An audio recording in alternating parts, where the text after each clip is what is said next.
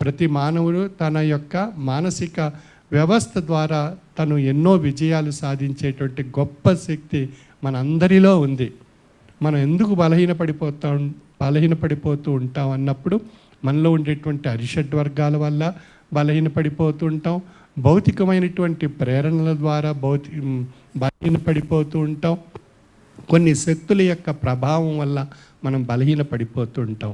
కాబట్టి మన మనస్సుని ఒక బలీయమైనటువంటి ఒక మనోశక్తి, మనోసంకల్పం, మనోధైర్యం ఈ మూడు మనలో ఉన్నట్లయితే మనం సాధించలేనిది ఏదీ లేదు. అన్ని విజయాలు మన చెంతన చేరుతాయి.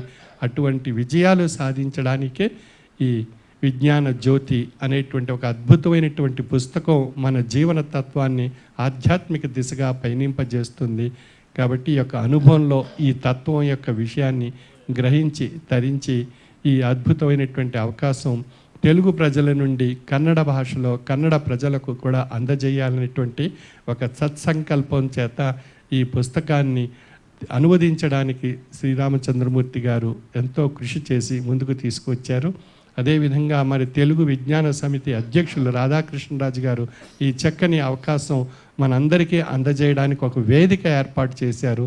వారికి నా యొక్క ప్రత్యేక అభినందనలు తెలియజేసుకుంటూ ఈ పుస్తకాన్ని ఒక మంచి అద్భుతమైనటువంటి ఒక పెద్ద వ్యక్తి కన్నడ భాషలో ఒక ఉన్నతమైనటువంటి శిఖరాలకు చేరినటువంటి మహనీయులు అయినటువంటి డాక్టర్ చంద్రశేఖర కంపార వారి ద్వారా ఈ పుస్తకం ఆవిష్కరణ జరగడం నా అదృష్టంగా నాకు ఆనందాన్ని కలిగిస్తుంది, సంతోషాన్ని కలిగిస్తుంది.